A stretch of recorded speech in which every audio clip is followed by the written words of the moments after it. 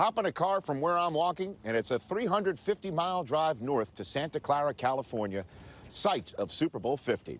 But it was here at the Los Angeles Memorial Coliseum where the very first Super Bowl was played a half-century ago. That game was the first tangible benefit to come from an agreement that still impacts everything in the NFL today. The first AFL-NFL championship, the Super Bowl. Packers 35 and the Kansas City Chiefs 10. Hello, I'm Rich Eisen, and over the next hour, we're going to look back at the single most important moment in the history of the NFL, the 1966 merger between the National and American Football Leagues. We've scattered our field reporters from coast to coast to learn more about the merger and its impact. We'll visit with current owners who have built upon that historic agreement to expand the reach of the NFL. The fact that the NFL was overtaking Major League Baseball as the #1 pro league. We'll hear from both our living commissioners. It's something I keep in my office as really a symbol of excellence. And we'll spend time with the merger's lightning rod and most iconic figure of that era, Broadway Joe Namath. I didn't know from business. I didn't know where the leagues were going. I didn't know about a potential merger in the works.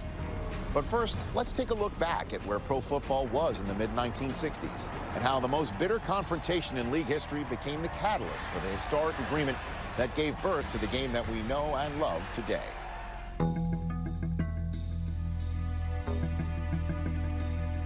At the dawn of the decade, the 40-year-old NFL faced unwanted new competition with the birth of the AFL.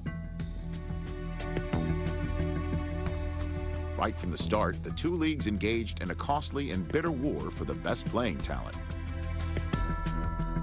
The idea was to win most of the battles and get the great players because that's what it was. It was an all-out war. It became a war of survival. We didn't know if the American Football League could survive. The National Football League certainly wanted to destroy us. We've been in litigation for over 3.5 years with the American Football League, and there hasn't been much opportunity to think of anything beyond our own league. Well, our main concern right now in the NFL is making it as strong as possible. Sonny, what would it take to end the contention between these two leagues and to achieve a common draft, in your opinion? Well, I may shock you, Bill, but I think it's going to take a more mature part on the part of some of the NFL people. I think that the fact that there is only disparaging reference by the NFL Commissioner's office is a puerile and childish attitude.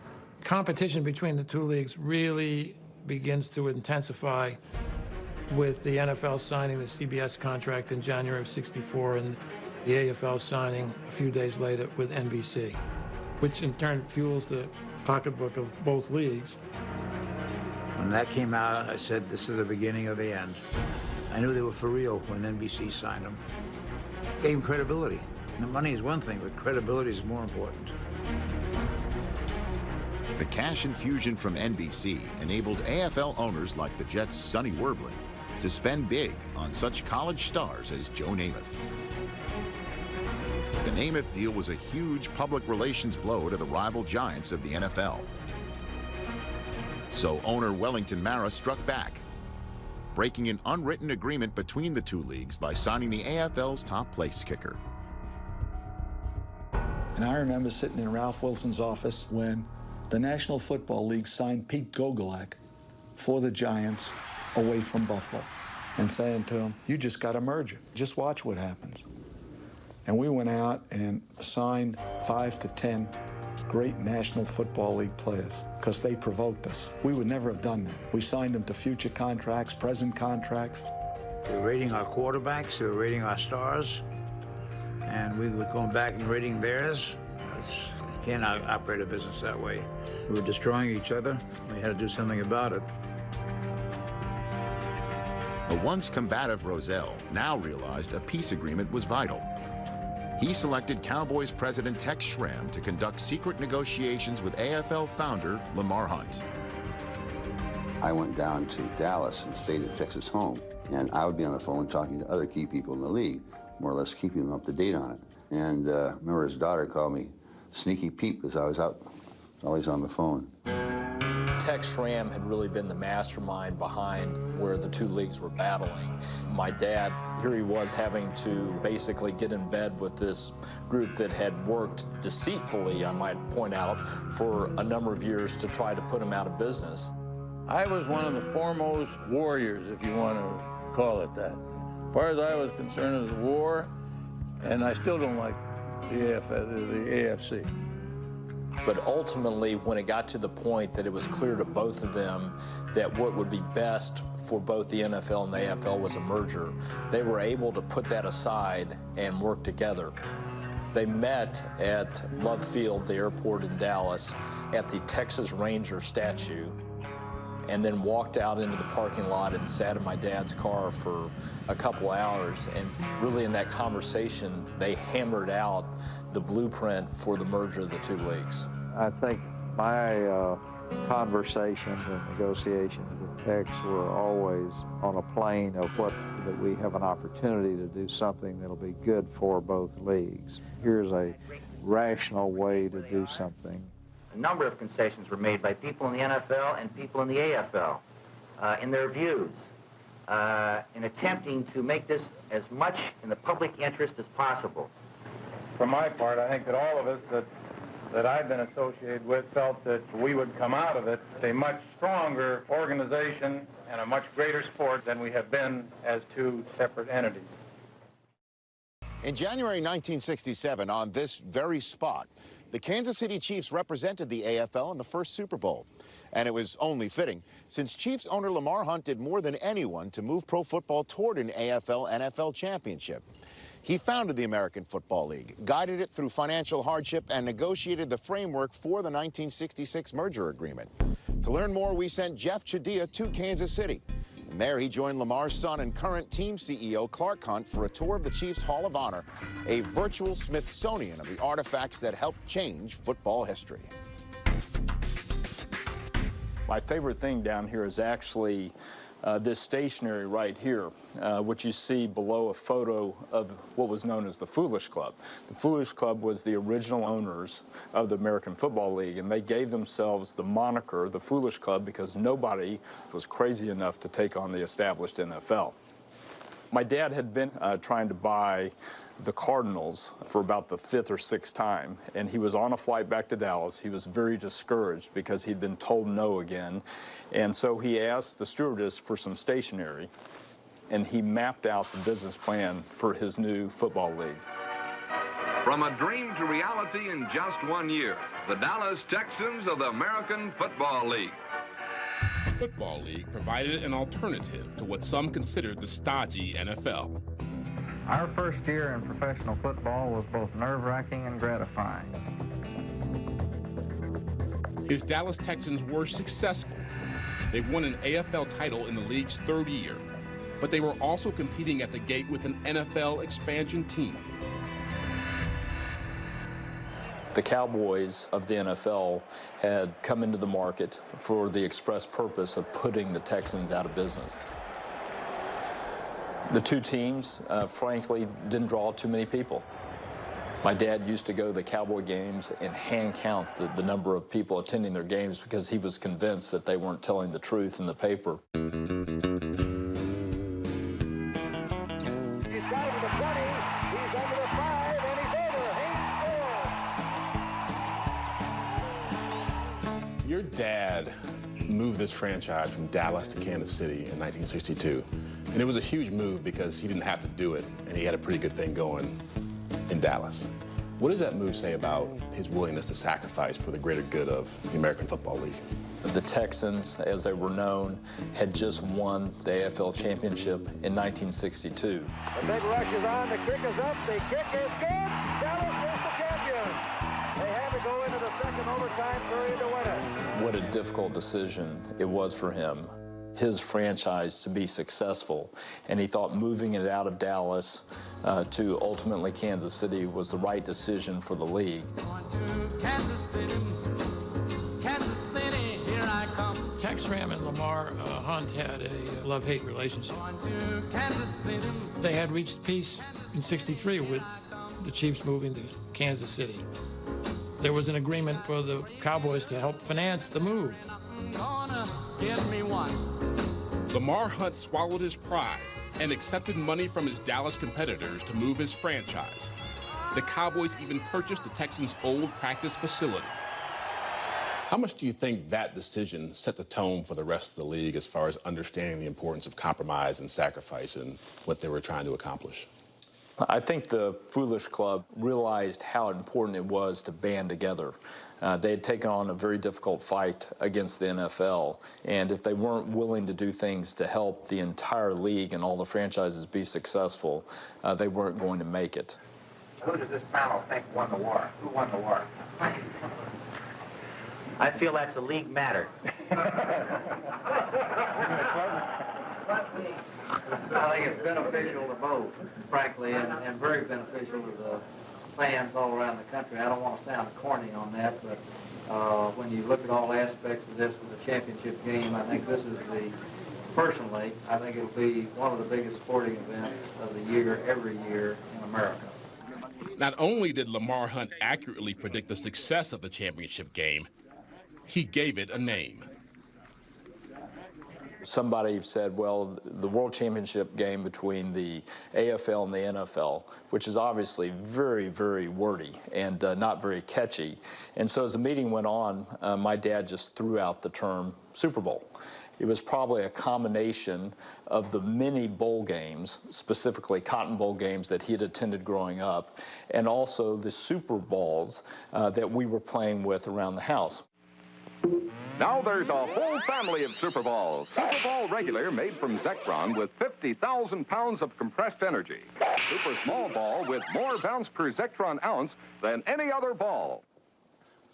So now this is a really interesting display because this is really the fruit of your dad's labor. This is the 66 championship game, the first Super Bowl, and it showed you how far this game came under his direction. What do you see when you look at this?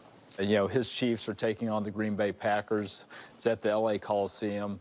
The game didn't sell out, which is hard for us to imagine today with the scale of the Super Bowl. But I have to imagine, at least in the pregame, he was feeling a lot of satisfaction on having made it to that point.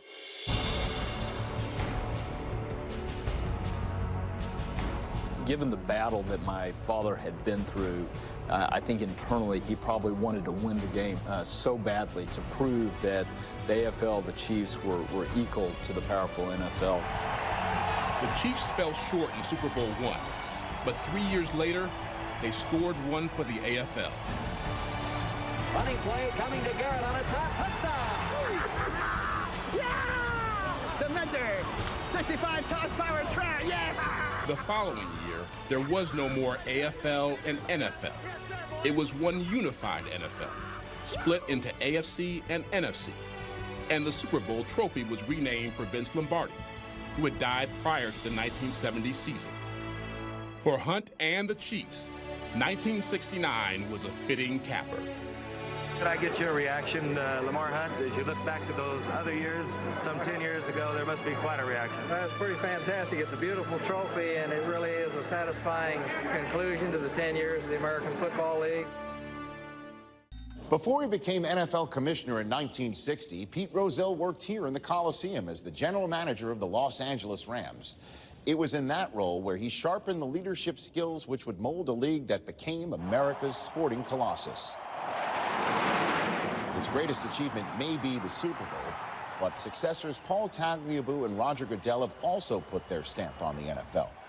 In our next segment, narrated by James Brown, we learn how the living commissioners learned from and built on the legacy of the man who oversaw the merger. Pete Rozelle is best known for turning a football game into the greatest show on earth. This afternoon, we're going to play the biggest football game in the history of Western civilization. Malcolm Butler stepped in front of the throw. His foresight in emerging technology introduced the game to millions. But Rozelle's greatest contribution to the NFL was instituting an organizational philosophy. Sometimes it's okay to lose the battle if it means you'll win the war. A strategy that made the AFL-NFL merger possible. Well, this is the agreement of merger between the National Football League and the American Football League.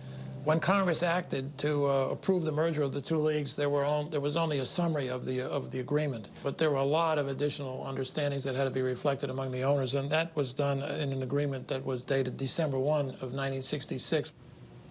And it really is the most important document setting up the second 50 years of the NFL's history. Not everybody was happy with the agreement. That's an understatement. The two leagues had been fighting with each other from 1960 to 1966, and a lot of acrimony was built up during that time. One of the really difficult situations to resolve was reconfiguring the conferences. Rozelle wanted the new NFL to have a championship game between two equal conferences. For that to happen, 3 of the 16 NFL teams needed to move to the American Football Conference, joining the 10 AFL franchises. 3 NFL teams were being asked to move into the lesser league. At least that's the way they viewed it. How that was going to get done was a very complicated issue. His approach to leadership wasn't banging on the table, saying this is what we're going to do. He got people to understand the reasoning behind it, why this was good for the overall good of the league, and frankly made it their idea. The stalemate became vitriolic, bitter. I was president of the league then. I felt I had an obligation to break the stalemate. I said, guys, I have something to tell you. I'm going to move my franchise to the American Football Conference, providing 2 things. That Wellington Mara gives me his blessing, and that Art Rooney comes along with me. Art Modell's Browns and Art Rooney's Steelers were joined by the Baltimore Colts in the AFC. Their concession helped finalize the merger and created some of the NFL's best rivalries. Are we through now with all of the major moves, all of the plans, or is there still trouble on the horizon? I think we're through the big ones, and I can't tell you how grateful I am.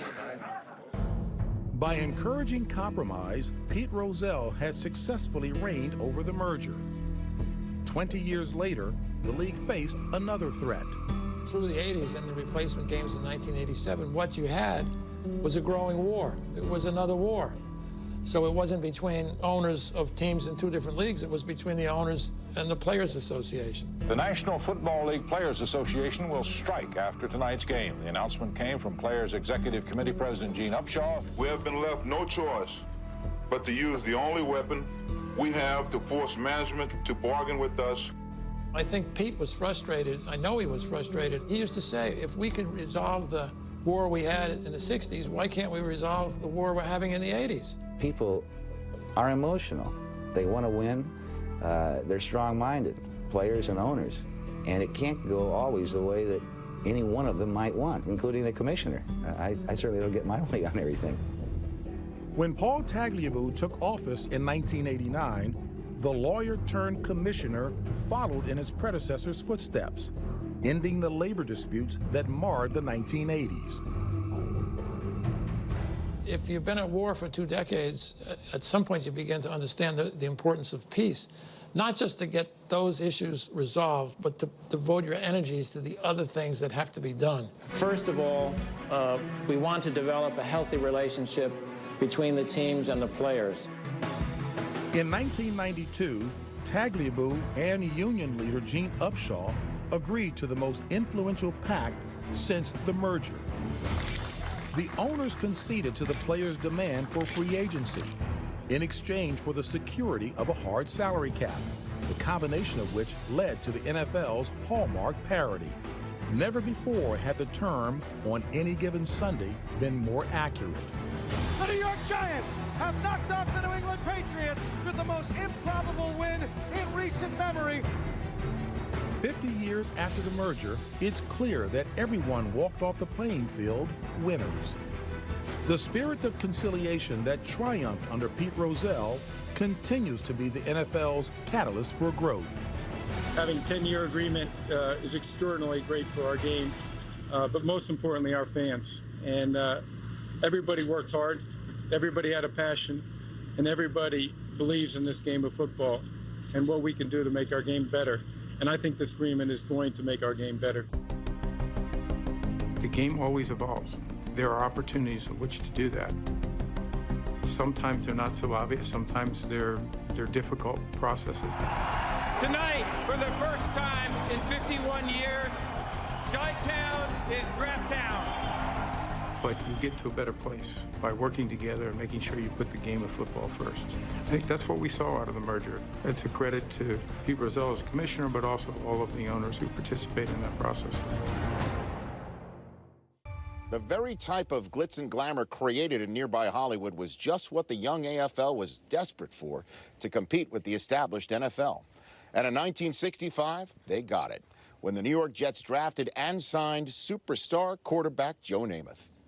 Joe altered the course of football history by elevating the Super Bowl to new heights, helping preserve the merger agreement, and ushering in primetime football.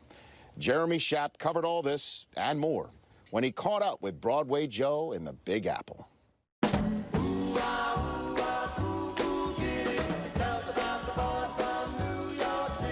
Joe Namath was football's first rock star, a Beatle in cleats, and played on America's biggest stage. These iconic images that first appeared in Sports Illustrated a half-century ago still resonate today. So this is 50 years ago. This is this season. Wow, just touching it feels good. Yeah. Do you see this now for what it was as a watershed moment? I didn't feel a watershed moment while I was doing this. I felt embarrassed, totally embarrassed, awkward, out of To be place. on the cover? Standing on Broadway, 8 o'clock at night, buses going, people, horns blowing, you know, and I'm standing in a football uniform, you know. No, I was frightened, uncomfortable, you know, it came out beautifully. Sitting around the pool at the hotel a few days before taking on the Colts in Super Bowl III. I see Brent Musburger, Dave Anderson in the shots. These three ladies drove down from Alabama, man. It was relaxed. There you are, almost 50 years later, with Darrell, with his shirt off. First time around was great, but you know they remake movies too sometimes. So, you know, if it's good enough, let's do it again, and this was good. To sell a sports magazine or a sports league, you need stars on the marquee. The NFL had them, household names and faces. The AFL was playing catch-up. When Jets owner Sonny Werblin looked at Joe Namath, he didn't see a college kid who'd won a national championship at Alabama. He saw Broadway Joe. The NFL St. Louis Cardinals wanted him too, but Werblin had deeper pockets, spending a record $427,000 to make Joe a Jet. When you agreed to accept the Jets' offer, where were you? We stayed at a very humble place called the Beverly Hills Hotel. Okay, now you can imagine pulling up to that place to start with, coming from Beaver Falls, Pennsylvania. Wow. To my knowledge, it's the largest amount ever given to an athlete for professional service. And let me say we're very happy to do it. It gave the players a sense that we were growing. Ownership is really behind it. We're in New York City, man, the biggest and the best in the world. We're going to become something. Namath became New York's biggest draw. The AFL's Jets, not the NFL's Giants, had the most dynamic passer in pro football. Well, I feel confident I can play better than anybody that's ever played the position. The NFL losing, not just a great quarterback, but losing him in the biggest market in the country. I think at that point you have to assume Pete Rozelle could see that this was going to be a mess unless there was a well-thought-out solution. How do you bring about peace when people are committed to war? It's not easy in most contexts. Wall Street wars often end in mergers. And less than a year after Joe Namath's pro debut, that's what happened with the two warring football factions. But as history would have it, Joe meant a lot more to the merger than the merger meant to Joe. When the merger was announced, what was your reaction?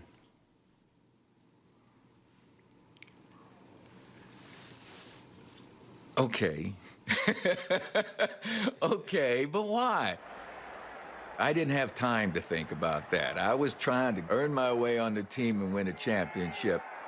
I knew I had a short career ahead of me, and the urgency to win was what I was consumed with. A title for the AFL was critical to ensure the merger would stick. There was talk after the first two Super Bowls that maybe it wasn't such a good idea bringing the schedules together. People saying maybe the AFL isn't up to this. You lose 3 times in a row, Jack. Excuse me, you're out of the room. There was that in our heads.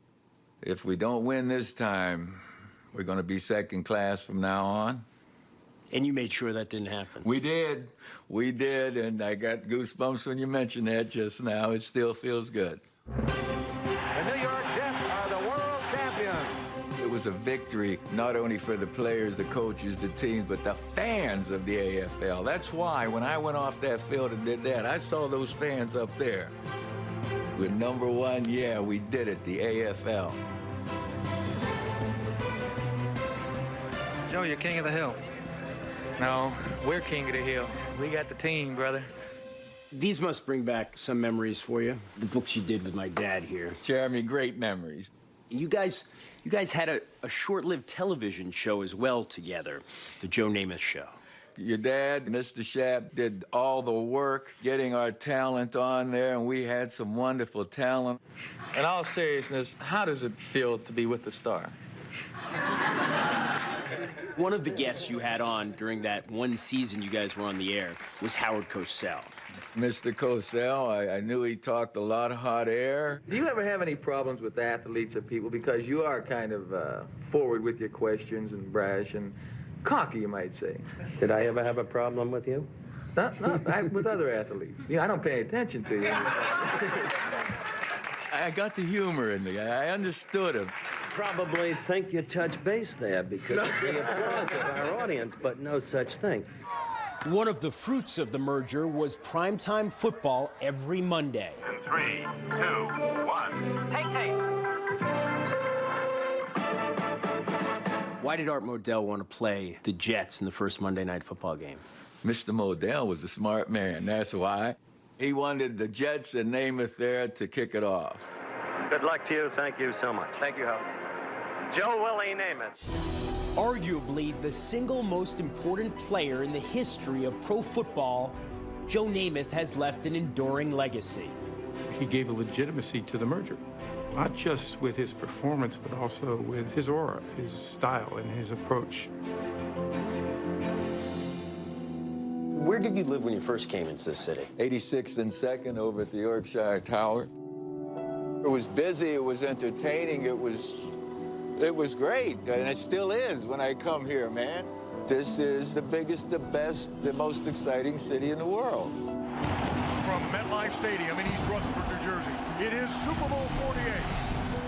When he shows up, it's electric. Joe Namath wearing a fur coat over there. That's like a throwback. Look at Sweet Joe. Look how Sweet Joe looks.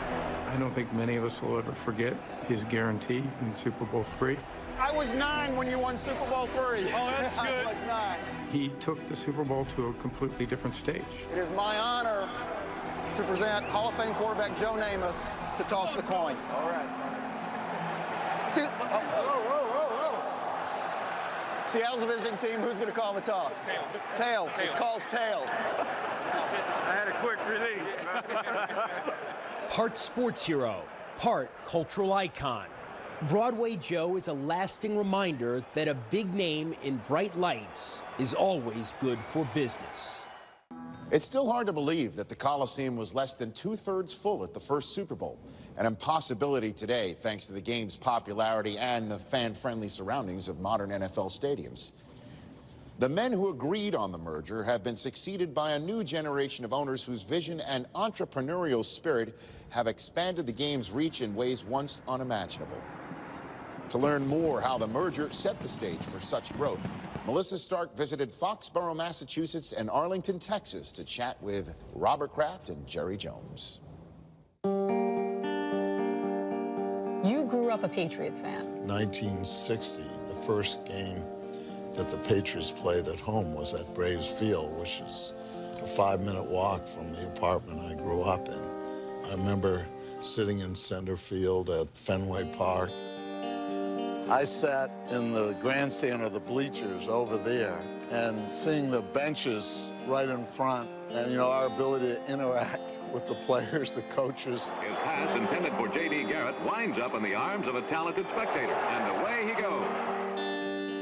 When I sat in the stands in the 70s is when I really dreamt about trying to see if there was a way I could own this team. You were a young guy in the mid-'60s, and you already had an interest in owning an NFL team. In my time in college, I got a chance to be a part of a national championship team.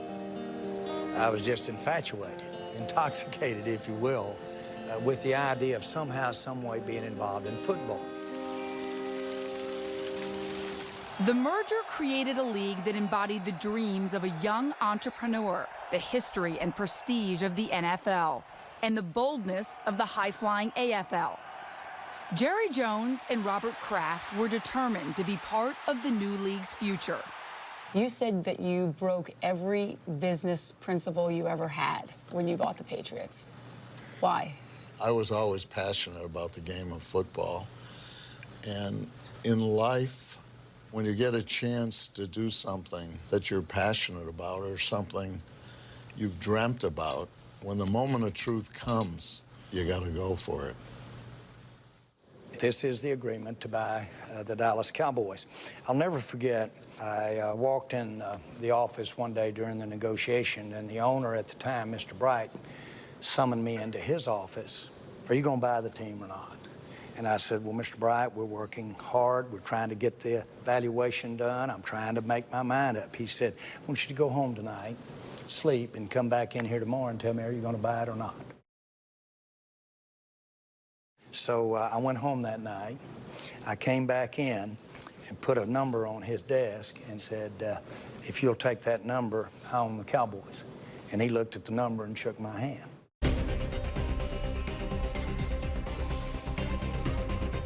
Under the stewardship of owners like Jones and Kraft, the modern NFL has evolved beyond anything the Founding Fathers could have envisioned. Walk me through what you think are some of your most innovative moves as an owner. The Dallas Cowboys were losing $1 million a month in cash flow. That's $30,000 a day. When I got involved, I immediately knew that I had to do something different relative to the money going out and the money coming in. What's your feelings about the Nike deal and Jones? Well, the NFL is a curious animal because they're business partners in one sense, but they're competitors in another sense. And Jerry Jones is probably one of the first guys to take advantage of that unusual relationship. He went out and made a very good deal. Just look around. This place tells you how profitable a business, pro football, pro athletics can be if you run the thing properly. The Cowboys' relationship with Nike was controversial. The league was sponsored by a competitor, but like Lamar Hunt 30 years earlier, Jones convinced NFL owners that there was another way to do business. We worked it out where the teams can have their relationships, the NFL have its relationships. It created an excellent working model that we use today. The deal changed the financial landscape of the NFL, and Jones's resourcefulness endeared him to the man responsible for the merger. One of the neatest things that I was involved in for years was with Lamar Hunt. And Lamar said, how would you like to do a circuit with me talking about an old line owner and a founder, and you talking about a new owner and coming in? And so we would get up and we would look like a vaudeville team up there, but we would be talking about the league, the positive effect of the merger between the AFL and the cities they represented and the cities that were in the NFL. All of that did nothing but grow. The merger expanded the NFL's reach. Today, the NFL continues to grow, stretching beyond the white lines. How will this redefine the standard of an NFL team's facility? We have a legacy of being a team that takes the game and make it, if you will, not bigger than life, but make it a very visible part of what they may be interested in. That's what this is all about. While the Cowboys' new team facility will be embedded within its community, the Patriots have turned their home at Patriot Place into more than a football destination. The Patriots never really had a home that they could call their own. Even when Foxborough was here, it wasn't exactly a state-of-the-art facility. So how important was it to have a building like this in creating a dynasty? I think it was very important. And, you know, the old Foxborough was built on the cheap. We wanted to do it first class so we could develop an edge and a home field advantage. And we really believe this stadium has done that for us. From the AFL team without a home to the NFL's dominant team of the 21st century, Robert Kraft's Patriots have come a long way. I get emotional when I see this because I think back to the first game of the AFL, September 9th, 1960 at Braves Field, and then 42 years to the day, September 9th, 2002, Gillette Stadium was open. We played our first game after having won our first Super Bowl in franchise history. We've been waiting together for this night for 42 years.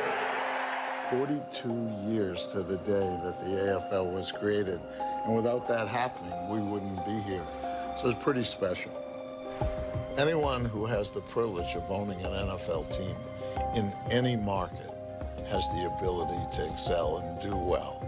And it wouldn't have happened if there wasn't a concentration and all the effort put together between the combined AFL and NFL.